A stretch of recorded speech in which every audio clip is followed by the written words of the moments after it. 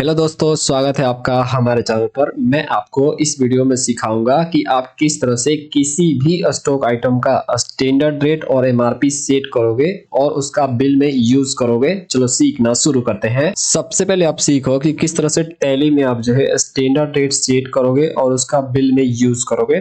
तो देखो, standard rate किसी भी आइटम का सेट करने के लिए सिंपली आपको जाना है इन्वेंटरी इन्फो पर, स्टॉक आइटम पर जाना है। ऑलरेडी आपका कोई आइटम है उस पर सेट करना चाहते हो तो आप अल्टर पे जाओगे। नया कोई आइटम बना रहे हो उस पर आप सेट करना चाहते हो स्टैंडर्ड रेट, तो आप क्रिएट पे जाओगे, एंटर। उसके बाद आपको यहाँ पे आइटम का नेम टाइप करना है। दोस्तों देखो, मैं आपको एग्जांपल से बताता हूँ। यहाँ पे देखो, मेरे पास एक आइटम है, ये रहा सॉफ्ट एक्सेल, ठीक है। इसी का एग्जाम्पल मैं लेता हूँ। तो सिंपली मैं, ये रहा आइटम का नाम, ठीक है। तो इसको मैं कॉपी कर लेता हूँ, कंट्रोल सी, ओके। यहाँ पे पेस्ट कर लूंगा, कंट्रोल अल्टर भी, ओके। नेम टाइप कर दी मैंने। अंडर में प्राइमरी में ले रहा हूँ, ओके। यूनिट कैसे बेचूंगा, तो ये पैकेट में, ठीक है। तो पैकेट में यहाँ पे सिलेक्ट कर रहा हूँ, ओके। उसके बाद दोस्तों यहाँ पर एप्लीकेबल होगा जीएसटी, ओके। वाई प्रेस करो, एंटर मारो। उसके बाद दोस्तों इधर कुछ मत डालो, जो भी एचएसएन कोड है यहाँ पे टाइप कर लो सिंपली, ओके। उसके बाद ऑन वैल्यू यहाँ पे टैक्सेबल, और यहाँ पे 18%। ये एक टाइप का डिटर्जेंट पाउडर होता है और डिटर्जेंट पाउडर पे आपका 18% जीएसटी होता है। कंट्रोल है, ओके। यहाँ पे आपको गुड सेलेक्ट करना है। अब देखो, अब आपको यहाँ पे स्टैंडर्ड रेट डालने हैं। पहले समझो कि स्टैंडर्ड रेट होता क्या है। स्टैंडर्ड रेट आपका फिक्स रेट होता है सेलिंग का और बाइंग का, ओके। जिसको आप यदि एक बार यहाँ पे फिल कर देते हो तो आपको बिल बनाते समय भरना नहीं पड़ता है, ऑटोमेटिक आ जाता है, ठीक है। तो उसी को स्टैंडर्ड रेट बोलते हैं। तो उसको देखो, इनेबल करने के लिए आपको देखो, ये ऑन नहीं है आपका, स्टैंडर्ड रेट का ऑप्शन यहाँ पे नहीं दिख रहा है, इसका मतलब ऑन नहीं है। तो उसको आपको ऑन करना पड़ेगा, यानी इनेबल करना पड़ेगा। उसके लिए आप सिंपली F12 या कॉन्फ़िगर पर क्लिक करोगे। उसके बाद देखो, आपको नीचे ऑप्शन मिलेगा, देखो यहाँ पे ये option, enable standard rate for stock items. इसको वाई प्रेस करके इंटर मारो, उसके बाद कंट्रोल ए करो। देखो दोस्तों, आपको यहाँ पे ऑप्शन दिख रहा है अब, सेट स्टैंडर्ड रेट्स। इसको सिंपली वाई प्रेस करके इंटर मारो।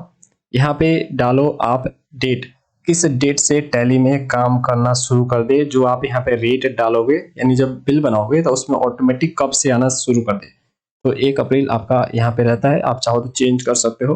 तो मैंने 1 अप्रैल ही छोड़ दिया, ठीक है। 1 अप्रैल से काम करना शुरू कर दे। अब दोस्तों आपसे पूछा जा रहा है रेट, कि आपने सॉफ्ट एक्सेल को किस रेट पे खरीदा है। तो देखो, गूगल वाला ओपन कर लेते हैं। तो लेट करो कि हमने जो है ऑनलाइन 110 रुपये पर पैकेट खरीदा है, 1 केजी वाला है, ठीक है। तो सिंपली हम 110 टाइप करेंगे यहाँ पे, 110 एंटर, ठीक है। यहाँ पे पैकेट आ जाएगा कि पर पैकेट आपका है, ठीक है, 110 रुपये। एंटर मारो। उसके बाद दोस्तों फिर से एंटर मारो यहाँ पे।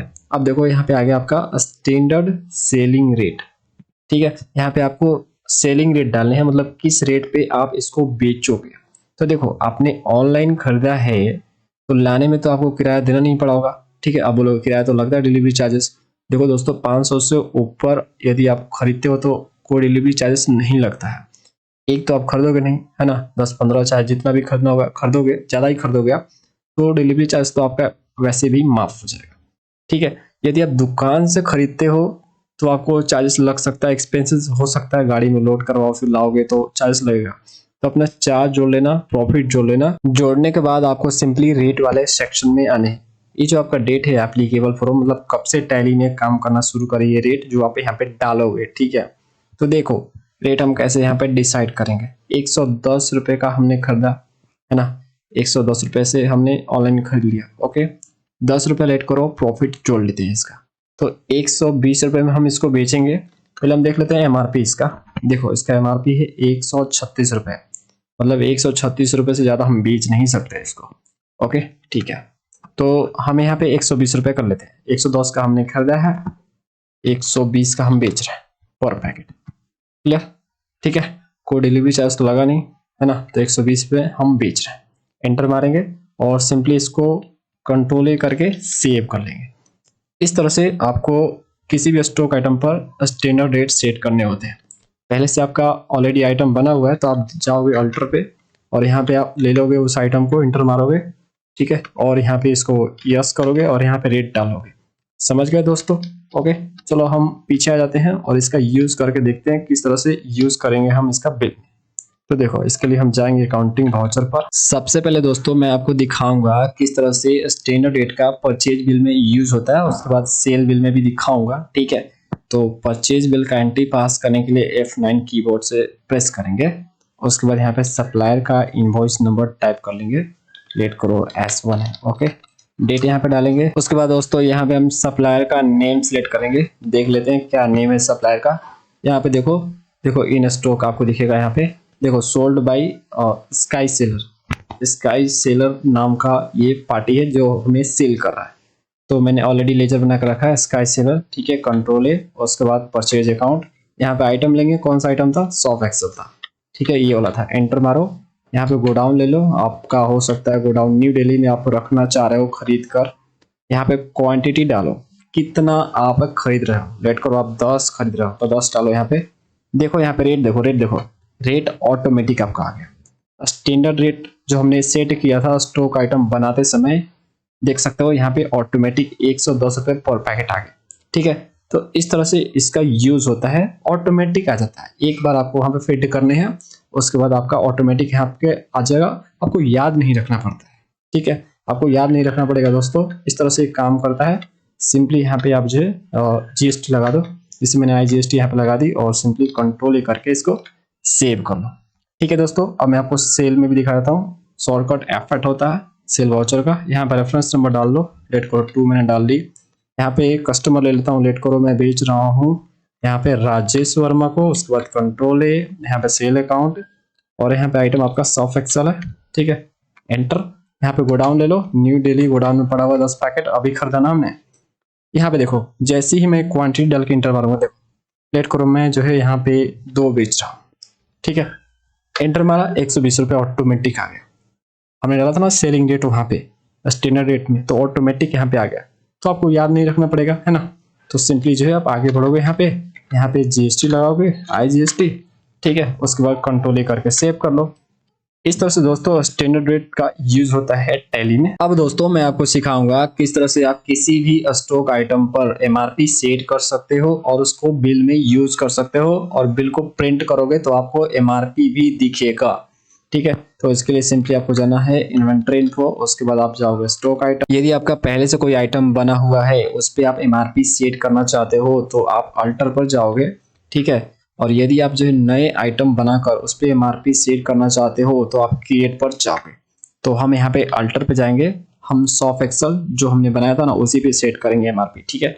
तो अल्टर पे हम गए और यहाँ पे जा रहे हैं, देखो सॉफ्ट एक्सेल ही है, एंटर मारा मैंने, ठीक है।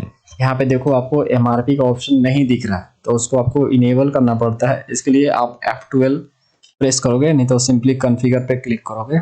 उसके बाद देखो आपको ऑप्शन मिलेगा यहाँ पे, देखो अलाउ MRP और मार्जिनल फॉर स्टॉक आइटम, इसको Y प्रेस करो और इंटर मारो, उसके बाद कंट्रोल ए करो, ठीक है। यहाँ पे आपको दिख जाएगा MRP का ऑप्शन, इसको यहाँ पे क्लिक करो, ठीक है। Y प्रेस करो और इंटर मारो।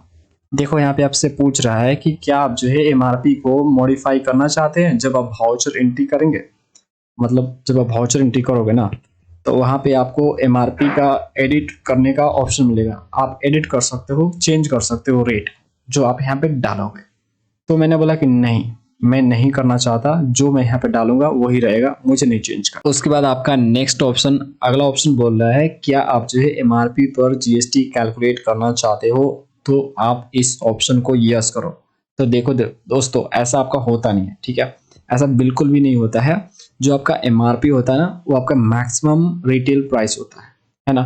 उसमें आपका GST चाहे जितने भी टैक्सेस होते हैं सब इंक्लूडेड होते हैं, ठीक है, अलग से उसके ऊपर टैक्स नहीं लगता। ओके, तो इस ऑप्शन को आप नो रखना। ओके, इस ऑप्शन को हमेशा आप नो रखना। अब इसने क्यों दिया है, हो सकता है कभी कभी जरूरत पड़ जाए, तो इसलिए ऑप्शन यहाँ पे दे रखा है इन लोगों ने। तो हमें उससे कोई लेना देना नहीं है, हमारे काम का नहीं है, ठीक है। तो हम इसको नो ही रखेंगे। यहाँ पे MRP का रेट, तो देखो चलते हैं उस गूगल वाले सॉफ्ट एक्सेल पर।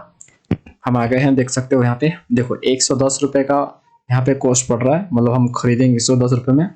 MRP इसका क्या है, 136 रुपये, ठीक है। यहाँ पे देखो दोस्तों, आपको छोटा थोड़ा सा दिखाई दे रहा हो, देख सकते हो यहाँ पे MRP 136 रुपये है, ठीक है। तो हम यहाँ पे डालेंगे 136, एंटर। जो भी एमआरपी होगा यहाँ पे डाल लें। ओके, उसके बाद सिंपली आप कंट्रोल ए करो इसको सेव करने के लिए। इस तरह से आप जो है किसी भी आइटम का एमआरपी सेट कर सकते हो। अब मैं आपको यूज करके दिखाता हूँ इसको सेल बिल में, ठीक है। तो जब आप बेचोगे तो आप एमआरपी का यूज करोगे। ओके, देखो उसके लिए आप सिंपली जाओगे काउंटिंग वाउचर पर, उसके बाद cell voucher effect keyboard shortcut, यहाँ पर रेफरेंस नंबर डालोगे, लेट को हम यहाँ पे डाल लेते हैं A2। उसके बाद कस्टमर ले लेंगे, लेट करो हम ले लेते हैं राजेश वर्मा। उसके बाद कंट्रोल ए सेल अकाउंट। यहाँ पर दोस्तों आपको स्टॉक आइटम सिलेक्ट करने हैं जिस आइटम को आप बेचोगे, ठीक है। लेकिन उससे पहले आप F12 बटन प्रेस करोगे और यहाँ पे आ जाओगे। इस ऑप्शन को आप यस करोगे। यदि आप जो है GST जो आप टैक्स है लगाना चाहते हो वो आप MRP के अंदर ही लगाना चाहते हो, मतलब MRP में ही कैलकुलेट हो जाए, तो आपको इसको यस करना होगा। और आप जानते हो मैंने आपको अभी बताया कि MRP में ही आपका जो है GST लगा रहता है, ठीक है। अलग से आपका नहीं लगता उसमें, मतलब MRP हो गया प्लस GST लगे, ऐसा नहीं होता है। MRP में ऑलरेडी GST है। ओके, एंटर मारो। मैं आपको दिखा देता हूँ इसका प्रूफ। देखो यहाँ पे हर जगह पढ़ के देख लो, हर जगह आपका लिखा रहता है। देखो यहाँ पे देखो इंक्लूसिव ऑफ ऑल टैक्सेस, जितने भी टैक्सेस हैं सारे लगे हुए हैं MRP में, ठीक है। समझ गए ना दोस्तों। तो इसको वाई प्रेस करके एंटर मारो। यहाँ पे देखो allow MRP modification in voucher. इस ऑप्शन को आप तभी यस करना दोस्तों जब आपको मॉडिफिकेशन करने हैं एंट्री करते समय MRP में, यानी चेंजेस करने हैं रेट को, तो ठीक है। अदरवाइज आप नो करो इसको। मैं नो रख रहा हूँ। जो मैंने MRP सेट कर दिया स्टॉक आइटम में वही रहेगा, मुझे चेंज नहीं करना है यहाँ पर, ठीक है। यदि आपको चेंज करना है तो यस करना, मुझे नहीं करना, मैं कंट्रोल ए कर रहा हूँ। ओके ओके दोस्तों, उसके बाद सिंपली जो है मैं यहाँ पे आ जाऊंगा आइटम पे, ठीक है। आइटम सेलेक्ट करता हूँ सॉफ्ट एक्सेल, ये रहा, एंटर। यहाँ पर दोस्तों आप देख सकते हो जो MRP है यहाँ पे ऑटो फिल आ गया है, देख सकते हो, है ना। 136 रुपये हमने डाला था तो यहाँ पे दिखा रहा है। यहाँ पे हम गोडाउन सेलेक्ट कर लेते हैं, किस गोडाउन से बेचेंगे।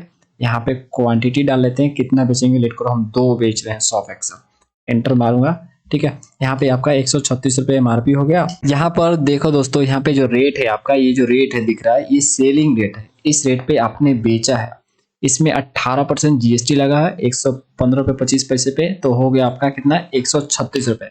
देखो कुछ इस तरह से एक्सेल से समझो, 115 रुपये आपका यहाँ पे सेलिंग रेट हो गया, GST 18% लगा 115 पे, तो आपका इतना हो गया, ठीक है। दोनों को जोड़ोगे तो आपको यहाँ पे मिल जाएगा लगभग 136 रुपये, ठीक है। 136 आपका क्या है, MRP है। MRP क्या होता है, मैक्सिमम रिटेल प्राइस होता है। इससे ज्यादा रेट पर आप बेच नहीं सकते हो।